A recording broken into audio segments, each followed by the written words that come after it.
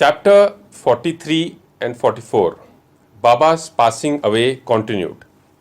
Preparation Samadhi Mandir Breaking of the Brick 72-hour Samadhi Jog's Sannyas Baba's nectar-like words. Chapter 43 and 44 continue the story of Baba's passing away and therefore they are taken together. Previous preparations.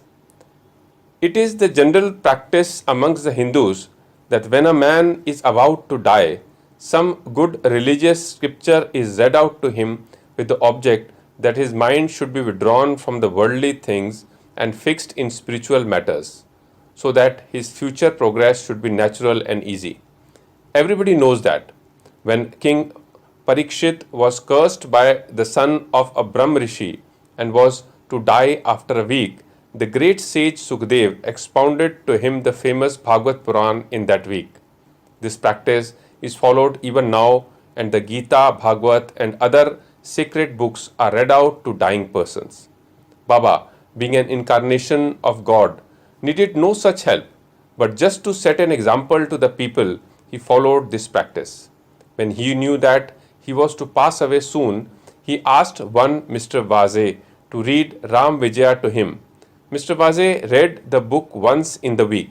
Then Baba asked him to read the same again, day and night, and he finished the second reading in 3 days. Thus 11 days passed. Then again he read for 3 days and was exhausted. So Baba let him go and kept himself quiet. He abided in his self and was waiting for the last moment. 2 or 3 days earlier, Baba has stopped his morning peregrinations, going out and begging rounds, and sat quietly in the masjid. He was conscious till the last and was advising the devotees not to lose heart. He let nobody know the exact time of his departure. Kaka Sahib Dikshit, Srimad Bhuti were dining daily with him in the masjid. That day, 15th October, after the Aarti, he asked them to go to their residence for dining. Still a few, viz. Lakshmibai Shinde, Bhagoji Shinde, Bayaji, Lakshman Bala Shimpi, and Nana Saheb Nimonkar remained there. Shama was sitting down on the steps. After giving ₹9 to Lakshmibai Shinde, Baba said that he did not feel well there in the masjid and that he should be taken to the Gadi stone vada of Bhuti, where he would be all right. While saying these last words, he leaned on Bayaji's body and breathed his last. Bhagoji noticed that his breathing had stopped, and he immediately told this to Nana Saheb Nimonkar, who was sitting near. Nana Saheb brought some water and poured it in Baba's mouth. It came out. Then he cried out loudly, "Oh Deva!" Baba seemed to open his eyes and say, "Ah," in a low tone. But it soon became evident that Baba had left his mortal body for good.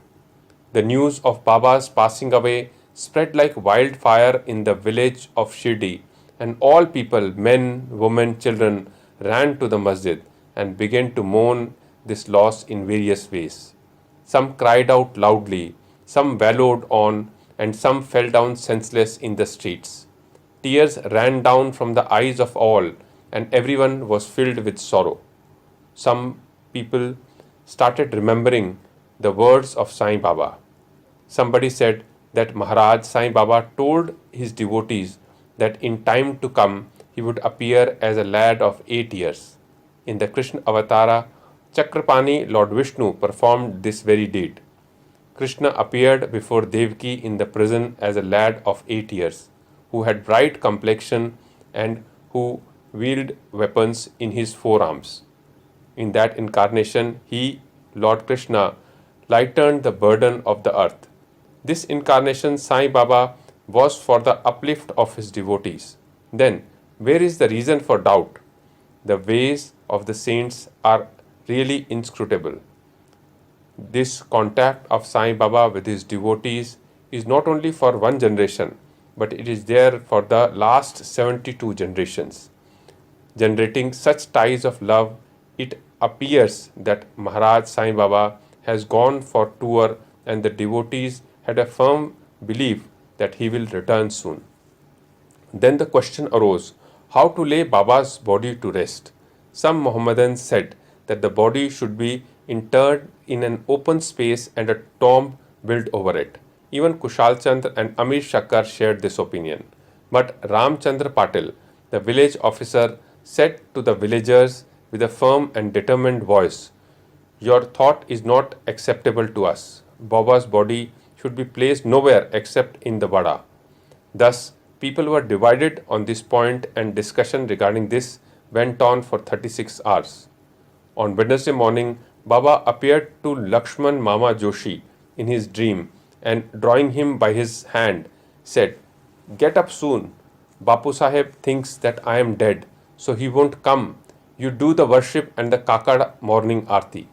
Lakshman Mama was the village astrologer and the maternal uncle of Shama. He was an orthodox Brahmin and daily worshipped Baba first in the morning and then all the village deities. He had full faith in Baba. After the vision, he came with all puja materials and not minding the protests of the Maulvis, did the puja and the Kakad Aarti with all due formalities and went away. Then, at noon, Bapu Saheb Jog came with all others and went through the noon Aarti ceremony as usual. After paying due respect to the Baba's word, the people decided to place his body in the Vada and started digging the central portion there.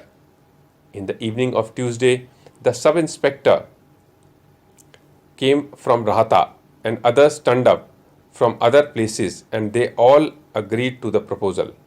Next morning, Amir Bhai came from Mumbai and Mamlatdar from Kopargaon. The people seemed divided in their opinion.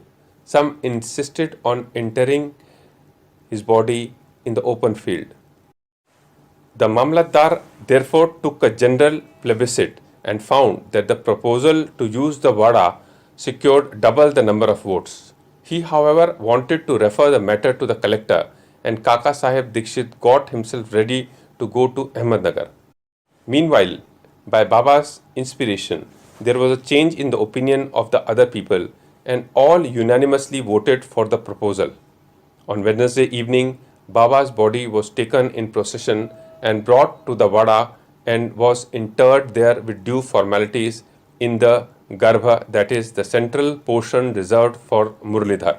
In fact, Baba became the Murlidhar and the Vada became the temple and a holy shrine where so many devotees since then have been going to find rest and peace. All the obsequies of Baba were duly performed by Bala Saheb Bhate and Upasani, a great devotee of Baba. It may be noted here that, as observed by Professor Narke, Baba's body did not get stiff, though it was exposed for 36 hours, and that all the limbs were elastic and that his kafni could be taken out without being torn to pieces. Breaking of the brick. Some days before Baba's departure, there occurred an ominous sign foreboding the event. There was in the masjid an old brick on which Baba rested his hand and sat. At night time, he leaned against it and had his asan. This went on for many years. One day, during Baba's absence, a boy who was sweeping the floor took it up in his hand and unfortunately it slipped and fell down and got broken into two pieces. When Baba came to know about this, he bemoaned its loss, saying, "It is not the brick, but my fate that has been broken into pieces. It was my lifelong companion. With it, I always meditated on the self. It was as dear to me as my life. It has left me today." Some may raise here a question. Why should Baba express this sorrow for such an inanimate thing as a brick? To this, Hemad Pant replies that saints incarnate in this world with the express mission of saving the poor and helpless people, and when they embody themselves and act with the people, they act like them. That is, outwardly they laugh, play and cry like all other people, but inwardly they are wide awake to their duties and mission. 72 hours Samadhi. 32 years before this, that is in 1886, Baba made an attempt to cross the borderline. On the Margashirsha Purnima full moon day, Baba suffered from a severe attack of asthma. To get rid of it, Baba decided to take his pran high up and go into Samadhi. He said to Bhagat Malsapati, "Protect my body for 3 days. If I return, it will be all right. If I do not, bury my body in that open land pointing to it and fix 2 flags there as a mark." After saying this, Baba fell down at about 10 p.m. His breathing stopped as well as his pulse. It seemed as if his pran left the body. All the people, including the villagers, came there and wanted to hold an inquest and bury the body in the place pointed by Baba. But Mahalsapati prevented this. With Baba's body on his lap, he sat full 3 days guarding it. After 3 days passed, Baba showed signs of life at 3 a.m. His breathing commenced, the abdomen began to move, his eyes opened, and stretching his limbs, Baba returned to consciousness life again. From this and other accounts, let the readers consider whether Sai Baba was the 3.5 cubits body that he occupied for some years and that he left thereafter, or he was the self inside. The body, composed of 5 elements, is perishable and transient, but the self within is the thing, absolute reality, which is immortal and intransit. This pure being, consciousness or Brahma, the ruler and controller of the senses and mind, is Sai. This pervades all things in the universe, and there is no space without it. For fulfilling his mission, he assumed the body, and after it was fulfilled, he threw away the body, the finite aspect, and assumed his infinite aspect. Sai ever lives, as also the previous incarnation of God Dattatreya, Sri Narsimha Saraswati of Gangapur.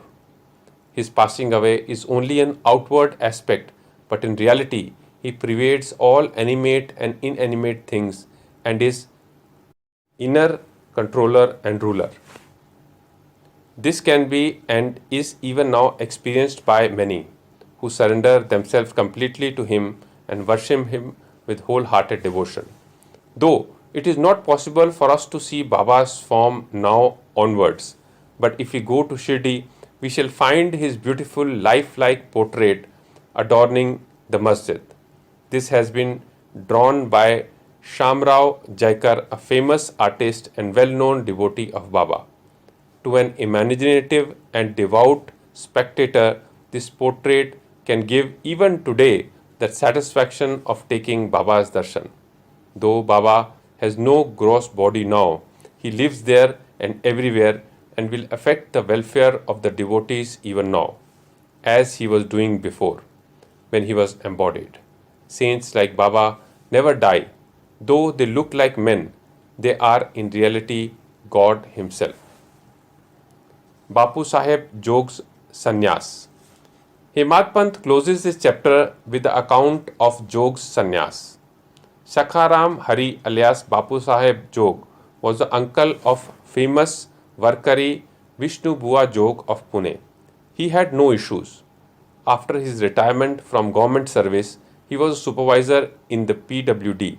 In 1909, he came and lived in Shirdi with his wife.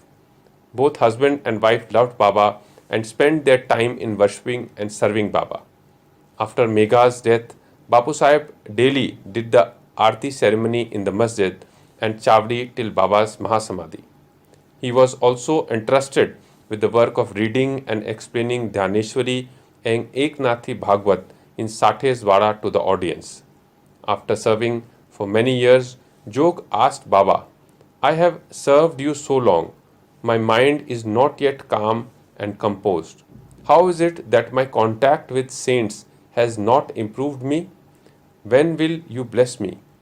Hearing the Bhakta's prayer, Baba replied, "In due time, your bad actions, their fruit or results will be destroyed. Your merits and demerits will be reduced to ashes, and I shall consider you blessed. And when you will renounce all attachments, conquer lust and sense of taste, and getting rid of all impediments, serve God wholeheartedly and resort to the begging bowl, accept sannyas. After some time, Baba's words came true. His wife predeceased him, and as he had no other attachment, he became free and accepted sannyas before his death and realized the goal of his life. Baba's nectar-like words. The kind and merciful Sai Baba said many a times the following sweet words in the masjid. He who loves me most always sees me. The whole world is desolate to him without me. He who tells no stories but mine, he ceaselessly meditates upon me and always chants my name. I feel indebted to him who surrenders himself completely to me and ever remembers me. I shall repay his debt by giving him salvation self-realization. I am dependent on him who thinks and hungers after me and who does not eat anything without first offering it to me. He who thus comes to me becomes one with me, just as a river gets to the sea and becomes merged one with it. So leaving out pride and egoism, with no trace of them, you should surrender yourself to me who is seated in your heart. Who is this me? Sai Baba expounded many a times who is this me or I is. He said, you need not go far away in search of me. Barring your name and form, there exists in you as well as in all beings a sense of being or consciousness of existence. That is myself. Knowing that, you see me inside yourself as well as in all beings. If you practice this, you will realize all pervasiveness and thus attain oneness with me. Hemat Pant therefore requests the readers humbly and lovingly that they should love and respect all God, saints and devotees. Has not Baba often said, he who carps and cavils at others pierces me in the heart and injures me, but he who suffers and endures pleases me most. Baba thus pervades all beings and creatures. He likes nothing but love to all beings. Such nectar, pure, auspicious ambrosia, always flowed from Baba's lips. He therefore concluded, those who lovingly sing Baba's fame and those who hear the same with devotion, both become one with Sai. Bo to Sri Sai, peace be to all.